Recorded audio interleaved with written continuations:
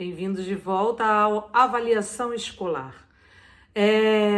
Falamos um pouco sobre o breve histórico, né, de como os conceitos de avaliação, na verdade, foram se ajustando, se modificando de acordo com as demandas de um determinado tempo, de determinadas concepções que atravessavam várias ciências e, claro, atravessaram, então, a pedagogia e a ciência da avaliação também. Tá certo? Então hoje vamos conversar um pouco sobre concepções de avaliação. As posições de contestação da avaliação tradicional e tecnicista vêm crescendo, quer dizer, foi crescendo ao longo do tempo, né, e foi estabelecendo um processo avaliativo que estava a serviço do aluno e não contra ele. E essa concepção veio ganhando espaço, né? Com o retorno de Paulo Freire ao Brasil, depois do exílio e de sua obra, de seu pensamento, de toda a potência, né, de vários pensadores também ali do início do século XX, né, vários pensadores que vinham já pensando a educação de um outro lugar a favor do aluno, respeitando os processos e compreendendo melhor os processos, o que era uma criança, como uma criança aprendia, né? Então todo esse caldo, na verdade, todo esse pensamento pedagógico, ele vai atravessando e vai ganhando força, então, em busca de práticas pedagógicas que estejam a favor do aluno e não contra ele o tempo todo, tá certo?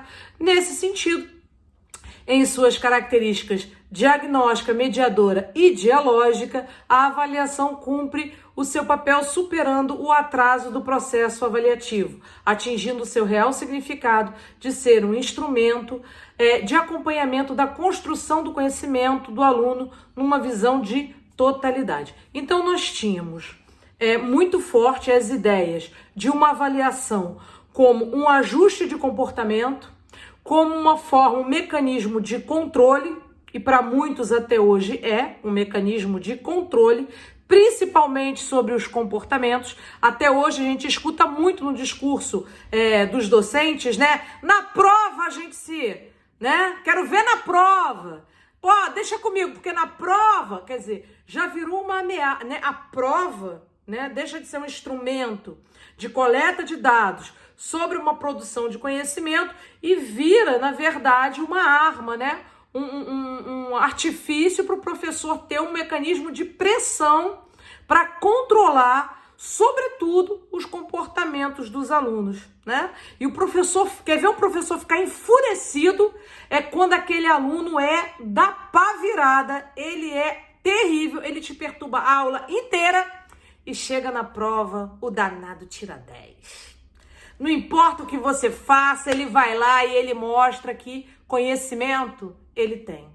E aí ele acaba com todos os seus argumentos, não é? Porque você ficou ameaçando, você quer controlar o comportamento dele, não através de um diálogo, de uma compreensão, do partilhar de espaços sociais. Você quer controlar o comportamento dele via chantagem nota, né? E aí quando não funciona? E aí que você perdeu o seu último argumento, né? Você não tem mais argumento. E é uma ideia muito torta essa, né? Que alguns adultos, na verdade, acabam ensinando a criança. É como se o conhecimento, ele não tivesse um valor em si, né? A criança e o jovem, ele deixa de ver o conhecimento como um valor. Eu preciso estudar porque eu preciso aprender. Eu preciso estudar porque aprender me faz crescer, me faz melhorar. Eu sou uma pessoa melhor quanto mais eu conhecimento, quanto mais eu conheço, né? Então, deixa de ser um objetivo, o aprender, o estudar, e passa a ser, na verdade, apenas um meio através do qual eu me poupo, né? Ou eu me preservo de ser reprovado, de ter que aguentar você mais um ano, né? De gente falando no meu ouvido, ou eu vou ser premiado, eu vou ganhar um celular novo, eu vou ganhar uma bicicleta nova. Então, o que tem valor, na verdade, é o celular, a bicicleta, a minha paz, mas o conhecimento não tem valor, né? Ele é só um jeito, na verdade você não precisa nem conhecer, você só precisa passar na prova. Você não precisa nem saber daquilo para além da prova, né? Então, você vai ensinando para as crianças a estudar para fazer prova. Quer dizer, a vida da escola começa a girar em torno desse rito desse processo, né? E a prova perde completamente o seu sentido, porque ela deixa de ser uma verificação de aprendizagem e passa a ser tudo menos verificação de aprendizagem. Ela é controle de comportamento, ela é motivo para ganhar um celular, ela é qualquer coisa menos, né? Ela vincula-se a tudo, menos a produção de conhecimento. E isso é um ensino, né? Um ensinamento, um currículo oculto da escola, né? É um currículo que não está ali prescrito, não está ali escrito em lugar nenhum, não está com certeza nos PPPs, né? Nos projetos políticos pedagógicos de escola nenhuma, né? Mas está com certeza ainda bastante presente nos nossos cotidianos, né? Ah, vai ficar de bagunça? Na hora da prova eu quero ver. Ah, vai ficar de conversinha? Menos ponto na hora da prova. Quer dizer, vira uma moeda de troca ao invés de ser um instrumento de coleta de dados de produção de conhecimento, tá certo? Então, a gente vê que ainda nas práticas cotidianas, esse instrumento, né, ele acaba sendo o único instrumento e ele se vincula pouco à avaliação como uma investigação sobre a produção do conhecimento. Ele continua sendo um instrumento de controle e ajustes de comportamentos. Pois é, mas a partir do momento que o aluno, e para alguns isso deixa de fazer sentido, você não tem mais o que barganhar, né? Para crianças da classe média ainda faz muito sentido, porque eles têm essa barganha, né? Eu vou ganhar uma viagem à Disney, eu vou ganhar um celular, eu vou ganhar uma bicicleta nova, eu vou ganhar meu PlayStation. Então eu tenho que ser bom aluno, na verdade, para eu poder consumir as coisas que as coisas que me interessam. Então eu não sou um bom aluno porque me interessa estudar, eu sou um bom aluno porque me interessa consumir. Isso é um valor e é um conceito muito complicado, não é não? Para a gente estar ensinando para as nossas crianças. Que cidadão é esse que eu estou produzindo? Que profissional é esse que eu estou formando? Então é muito perigoso esse vínculo. E como nós não desejamos esse vínculo, a gente vai propondo outros olhares sobre a avaliação. Que a avaliação deixe de ser esse mecanismo de ajuste e controle de comportamentos e passa a ser uma aliada importantíssima na construção do conhecimento e na construção da qualidade da escola, né? Porque não existe qualidade de escola se não houver um processo sério, um processo consciente, um processo muito atento da avaliação escolar, mas sobretudo um processo honesto da avaliação escolar, né? Um processo que realmente olhe para o complexo, que olhe para o todo, tá certo? E não apenas para aquele aluno se ele é IOMB, se ele é 10, 8, 3, 4. Um processo bem mais complexo, um olhar bem mais complexo, tá certo? Então, algumas características vão sendo construídas, né, ao longo dessa nova discussão para essa nova concepção de avaliação. Então, a saber, avaliação com ênfase na diagnose, na mediação e no dialogismo, né? Uma avaliação que entenda que o outro também é um sujeito nesse processo de avaliação. Tá certo? Então vamos lá, sigamos.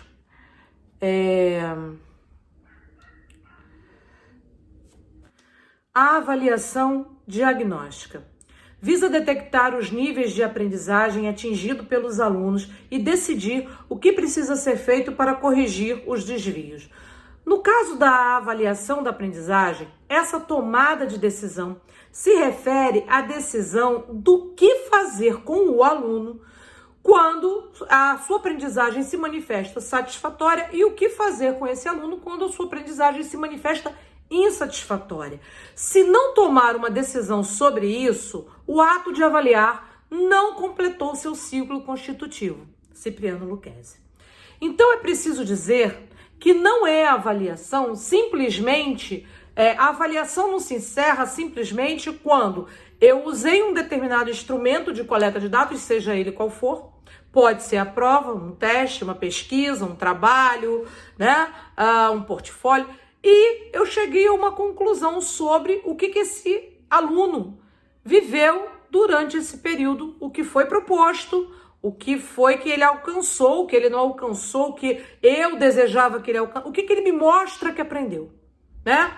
O que ele me mostra que aprendeu até para além do que eu planejei que ele aprendesse, certo? Porque às vezes o aluno não aprende aquilo exatamente que você planejou, mas ele aprendeu outras coisas. O que ele aprendeu? O que ele desenvolveu nesse processo? E aí implica numa tomada de decisão. O que eu faço com essa informação?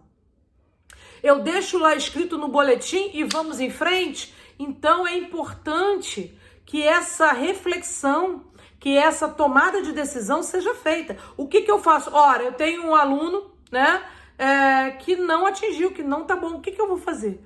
E isso, gente, é imediatamente, quer dizer, a partir do momento que eu tô com o aluno, que eu tô vendo, eu tô fazendo essa avaliação diagnóstica, né, essa diagnose dele, e eu tô tendo uma determinada resposta, eu tenho que refletir o que eu vou fazer diante dessa resposta. Né? Então eu não posso esperar para que esse fracasso se concretize e também não posso seguir adiante como se isso não existisse. Então, o que eu vou fazer? Por isso que a avaliação tem esse caráter de retroalimentar o próprio planejamento, de retroalimentar o próprio processo, certo? Então, não adianta eu ir adiante como se nada tivesse acontecendo, né? Boto lá no meu diário, conteúdo lançado. Lançado aonde, meu amor? Lançado ao vento. Porque se o aluno não aprendeu, não adianta escrever no diário conteúdo lançado. O conteúdo tem que ser lançado na cabeça do aluno, nas entranhas do aluno. Se o conteúdo não atingiu esse aluno, se não transformou, se ele não aprendeu, não trouxe para dentro esse conteúdo, então desculpa, não adianta lançar no diário. Conteúdo lançado. Foi lançado ao vento, né? Então, eu preciso pensar o que eu vou fazer a respeito das minhas avaliações. Bom, o aluno sabe, mesmo o aluno que sabe, ele sabe em que nível, né? Como é que tá o que ele sabe, até onde ele sabe, de que forma que ele sabe, tá certo? Isso é importante para a gente estar pensando a avaliação. Bom, a avaliação mediadora.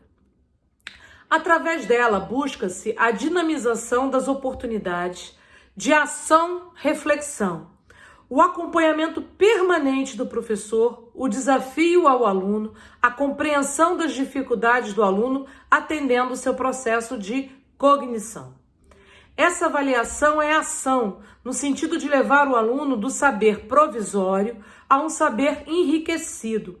Nessa visão de avaliação, não há um resultado único, há um processo, há sempre um vir a ser, que é o processo, o próprio processo educativo, né? Apesar da gente dividir o ano letivo ou dividir a temporalidade, né, em bimestres, em semestres, em 200 dias letivos, 800 horas, isso não existe quando a gente para pensar no processo de aprendizado de cada pessoa, né? Isso é subjetivo. Muitas das coisas que nós aprendemos aqui, né, nesse X de tempo, só vão fazer sentido num outro X de tempo. Então, na verdade, se eu olhar só para esse X de tempo, eu posso dizer assim, não aprendeu. Não aprendeu ainda, mas está em processo.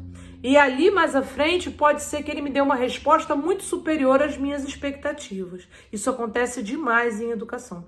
Então, acontece com a gente, né? Acontece com a gente.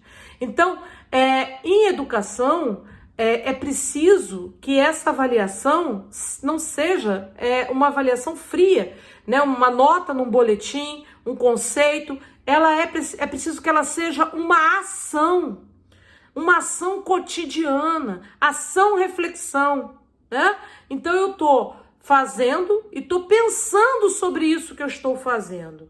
Eu estou propondo uma atividade para o meu aluno, estou pensando sobre isso, sobre as respostas que ele está me dando, sobre esse processo. Então é um processo contínuo,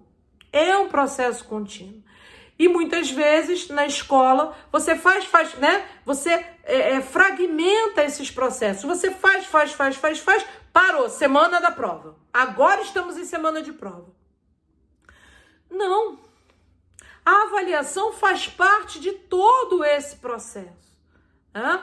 Não posso partir isso. Agora eu ensino, agora eu vou ver o que foi aprendido. É processo, é ação, é reflexão sobre ação, né? É tomada de decisão na medida que as coisas forem acontecendo, tá? Não no sentido de ajuste, entendam? A concepção aqui não é de ajuste passo a passo, mas de investigação, de compreensão do que está acontecendo na sua sala de aula no momento que está acontecendo, né? De compreender os processos que aquela criança, aquele aluno está vivendo, né? Que são processos complexos. Dá trabalho? Muito, muito trabalho. Mas esse, como eu costumo dizer nas minhas aulas, esse é o trabalho, né?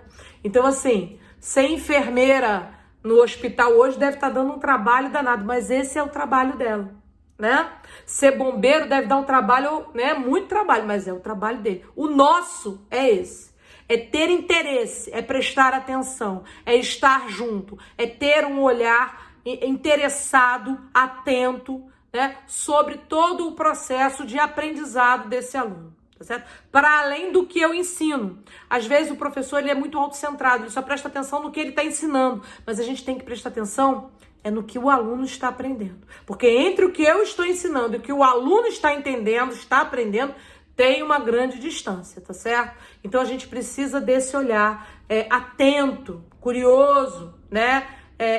Esse olhar de professor pesquisador, né? Não no sentido acadêmico de produzir uma tese, uma dissertação, mas pesquisador de sua própria prática, né? Um professor que não só faz, pensa sobre o que faz, produz teoria sobre o que faz e refaz e repensa, tá certo?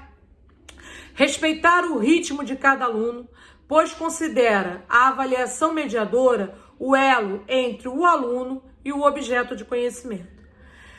Mediar refere-se ao que está acontecendo no meio ou entre duas ou mais coisas separadas no tempo e espaço. O movimento se realiza por uma mediação que faz a passagem de um nível a outro, de uma coisa a outra, de uma parte a outra dentro daquela realidade. Então, nós somos os mediadores, né? Não somos transmissores de informações, né? O conhecimento não pode ser transmitido, ele é produzido pelo sujeito. Ele é produzido pelo sujeito na interação com o objeto e, segundo Vygotsky, com o outro sujeito. No caso, nós e todos os outros sujeitos que estão ali produzindo conhecimento. No caso, seus 30 alunos, certo?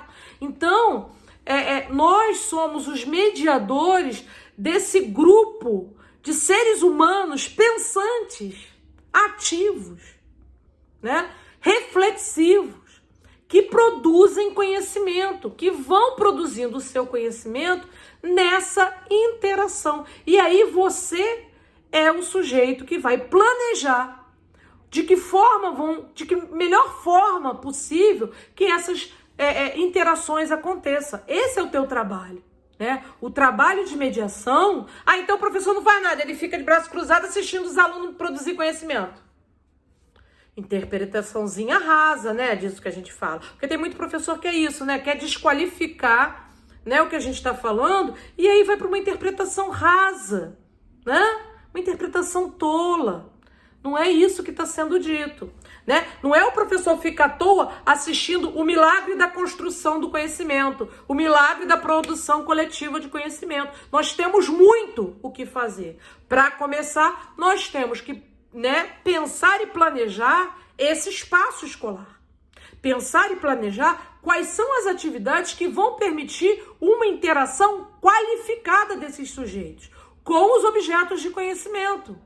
Como é que nós vamos proporcionar a eles acesso a materiais de pesquisa de qualidade para que eles possam produzir esse conhecimento? Então, na mediação da construção do conhecimento, há muito o que ser feito. Há muito. Inclusive, você, para ensinar um sujeito a ser um pesquisador, exige muito trabalho. Eu tenho muito trabalho na universidade para ensinar uma pessoa a ser pesquisadora, porque ela passa a vida inteira copiando do quadro, né? Copia, coloca, tira daqui, bota ali, Ctrl+C, Ctrl+V, né?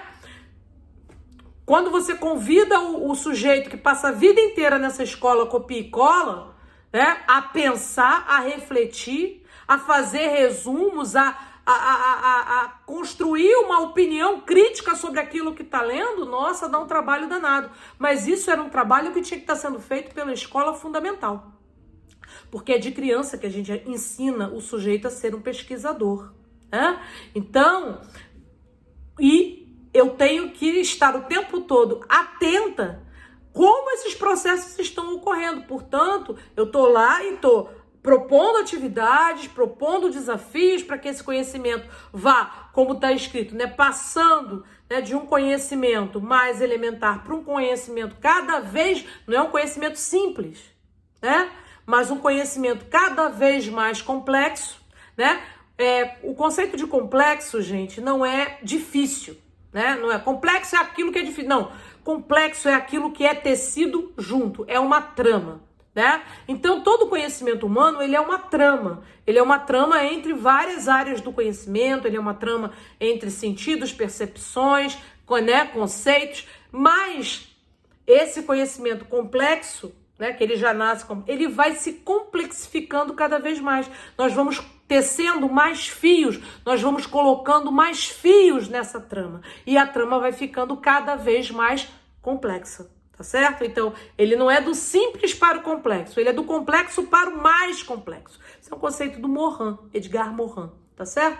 Então, na verdade, nós temos muito trabalho, nós temos muito o que fazer. Não é ficar de braços cruzados assistindo o milagre da construção do conhecimento através da interação dos alunos, tá certo? Nós mediamos essa interação, tá? Bom, avaliação dialógica. Subsidia a avaliação mediadora que se efetiva através do diálogo. Diálogo, como a gente viu no curso de alfabetização, é um conceito caro ao Freire, né? Então, todo professor freiriano, todo professor que tem esse fundamento teórico, ou todo professor que trabalha numa perspectiva de pedagogia crítica, de Michael Apple, de Henri Giroux e tal, ele vai, né, na verdade, ter no diálogo um elemento fundamental de sua prática pedagógica. Tá certo? Ele vai buscar esse dialogismo. Dialogismo não é só conversa não, viu, gente? Ah, aquele professor, eu sei aquele professor, né? Não dá aula, fica na sala de aula, só conversa. Não, né? Dialogismo não tem a ver com isso. Primeiro que a palavra diálogo tem a ver com duas lógicas, né? Então é quando você tem o confronto, né? Ou a negociação, ou a interação entre lógicas diferentes, diálogo, duas lógicas. Não é só bate-papo, nem só conversa. É quando, na verdade, o ser humano vai se produzindo, né, no que eu sei, com o que você sabe, no que o outro sabe, com isso que está no livro, que é o que o autor sabe, e a gente vai nessa produção dessas várias lógicas produzindo um novo conhecimento.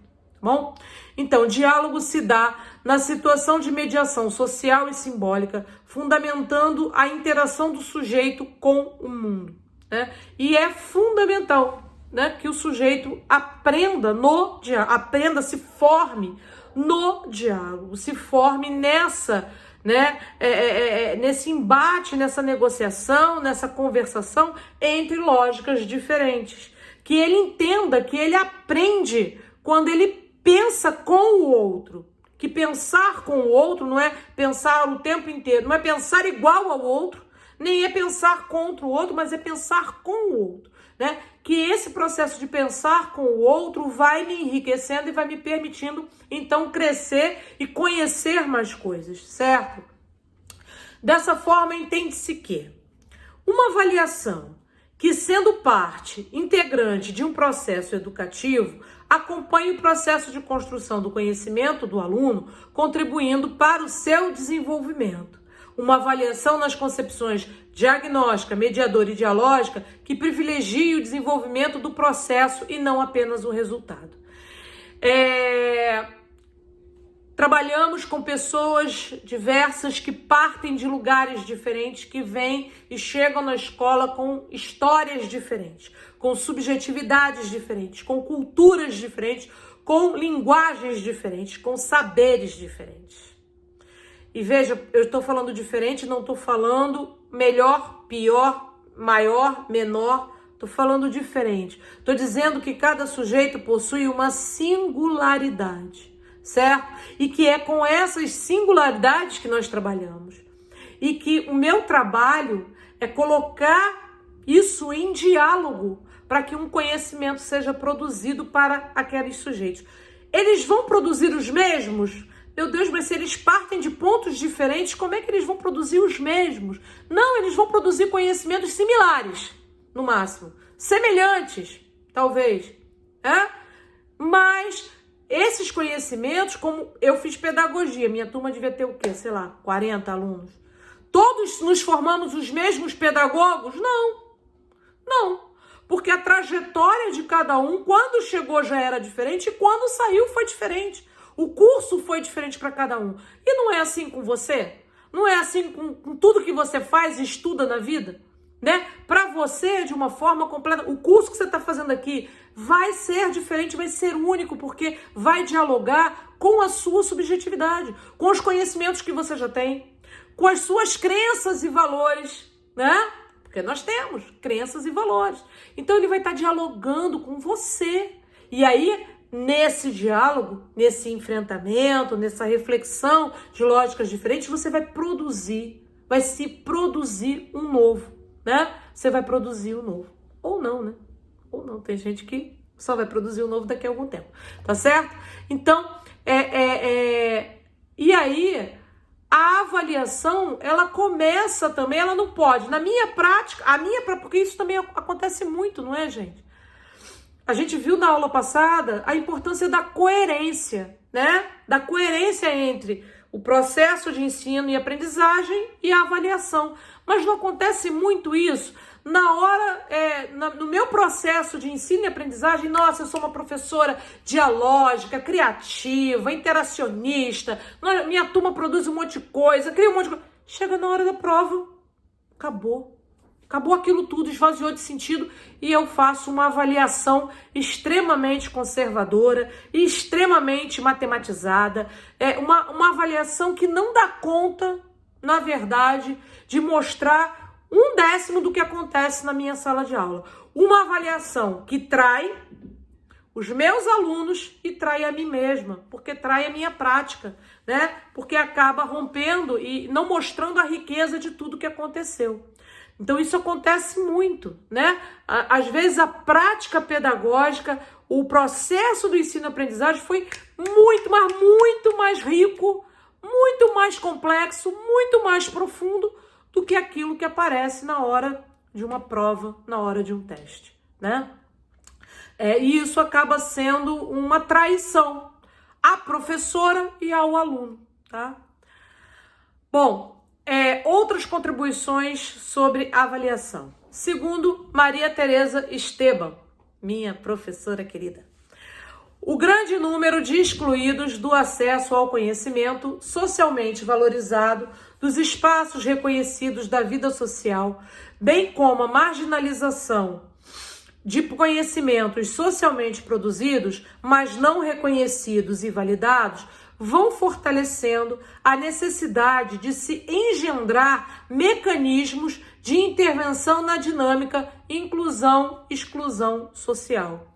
O processo de avaliação do resultado escolar dos alunos está profundamente marcado pela necessidade de criação de uma nova cultura sobre avaliação, que ultrapasse os limites de técnica e incorpore uma dimensão ética.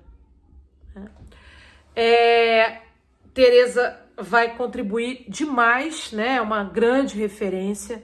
Tem alguns livros dela aí, né, que ela organizou e, enfim, no referencial. Eu recomendo que vocês leiam, porque eu acho que é um referencial importante quando a gente fala de avaliação escolar, tá certo? É fundamental que a gente olhe para que a avaliação deixe esse lugar burocrático da escola. Que a gente entenda a avaliação como parte desse processo de construção e produção de conhecimento. A avaliação não está apartada, ela não chega no final para dar uma nota e pronto. Ela precisa fazer parte, ela precisa ser parte integral do cotidiano escolar. Parte integral, inclusive, do diálogo e da conversa dos professores com seus alunos sobre o que está acontecendo. A avaliação escolar, a gente estava falando, né, da questão das práticas pedagógicas. Eu não posso ter uma prática pedagógica que o tempo todo eu produzo com o meu aluno, né? Ah, Andréia, minha sala é maravilhosa. Eu produzo projetos com eles, a gente é que constrói todos os materiais pedagógicos, são eles que produzem o mural, são eles que eles fazem assembleia, eles determinam, eles têm uma autogestão, eles fazem um processo de autoavaliação diária, eles discutem. E aí chega na hora do vamos ver, né? A hora do pra valer, e aí eu vou lá e não faço uma avaliação com os alunos, só faço uma avaliação sobre os alunos. Eu excluo eles desse processo. Quer dizer, eu caio num tecnicismo e numa burocracia, né? Então a gente precisa muito, é urgente que a gente reveja realmente a nossa cultura sobre avaliação.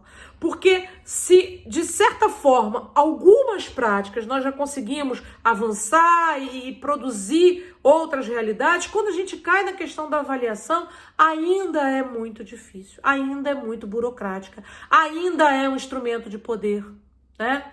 Um instrumento de poder que o professor tem um apego muito grande, que ele não divide, que ele não socializa, que ele não coloca na mesa para ser debatido, tá certo? Então, e a Tereza traz uma questão, né, nesse trecho que a gente viu, que é importantíssimo, né? Que é a relação da avaliação e dos currículos escolares, que é um outro campo que merece até um curso, né, extra. Quem sabe, se eu tiver fôlego, a gente faz um curso aqui sobre currículo também, né, que é essa produção, né, curricular que não leva em consideração o que o sujeito produz de conhecimento, né? Então a gente já discutiu isso aqui, né? Existe um saber, né, socialmente valorizado que é pouco discutido, né? Que a gente precisa discutir esse currículo. Por que que isso é fundamental? Por que é isso que vai dizer que eu sirvo ou não sirvo? Que eu presto ou não presto, né? Porque é isso, né? Que se eu não tenho determinado saber, nossa, né? Eu não sirvo. Eu preciso saber isso que a escola diz que é fundamental. Sim, mas o mundo e o universo de produção de conhecimento está para além disso. Então a gente precisa discutir seriamente, realmente, os currículos e aí também discutir a avaliação, que muitas vezes é usada de uma maneira a produzir exclusão, né? Eu pego um determinado conceito que é completamente distante do universo daquele sujeito, que é completamente irrelevante para aquele universo daquele sujeito, e aí eu digo, ele não sabe, ele não aprendeu, e aí ele não serve. Então a gente precisa rever as nossas concepções curriculares, precisa rever os nossos conceitos sobre o que é e o que não é conhecimento, o que é e o que não é currículo, e para pensar também a avaliação, tá certo? A classificação das respostas em acertos e erros satisfatórias ou outras expressões do gênero se fundamenta nessa concepção de que saber e não saber são excludentes e na perspectiva de substituição da heterogeneidade real por uma homogeneidade idealizada. Esse conceito é muito importante, né? Esse conceito que Teresa traz, tá aí o livro, né? E os que erram, o que sabem, né? O que sabem os que erram, né? Então, é olhar, né, para o erro não como falta, né, mas como parte constituinte de um processo de construção do conhecimento, né? Então, quando eu erro alguma coisa na prova, sim, mas o que eu errei? Por que eu errei? Quantas vezes o seu aluno erra uma questão na prova e você mesmo, né, professora, você fica assim, poxa, mas eu sei que ele sabe isso. Meu Deus, você sabe que ele sabe, portanto, o conhecimento você sabe que ele tem. Então, o que produziu o erro? E por que esse erro produzido no instrumento como a prova vale mais do que o que você sabe sobre o seu aluno? Por que esse momento que ele viveu ali, nesse rito, é mais importante do que tudo que ele viveu com você nos últimos 30 dias, 60 dias, 90 dias? Né? Então, a gente precisa discutir isso, né? Precisa discutir isso. O erro e o acerto, eles não são excludentes. Eles fazem parte de um processo de construção de conhecimento. E muitas vezes, o acerto também não mostra, também esconde. Quantas coisas que a gente acerta, né? Quer dizer, o seu professor bota lá para você completar a lacuna, né? A soma dos catetos é igual, aí você vai lá e põe ao quadrado da hipotenusa. E você não faz a menor ideia nem do que é o cateto, nem do que é a hipotenusa. Essa é que é a verdade. Né? Quantas e quantas lacunas, quantas e quantas questões você já respondeu na vida que aquilo não se configura como conhecimento para você. Porque você não faz a menor ideia do que significa aquilo. Você só preencheu a lacuna com a resposta certa. Você acertou. Então, o que erra? O que ele sabe? Até onde ele sabe? Essa é a questão que me interessa. E o que acerta? Né? O que ele sabe? Até onde ele sabe? Então, é muito importante que a gente tenha esse olhar questionador, investigativo, né? Que eu converse com esse aluno, que eu não aceite simplesmente a resposta, que eu coloque a pergunta e a resposta em discussão, em reflexão. Por que você escreveu isso? Por que você respondeu assim? Por que você fez isso desse jeito? O sujeito precisa aprender a olhar para a própria produção do conhecimento.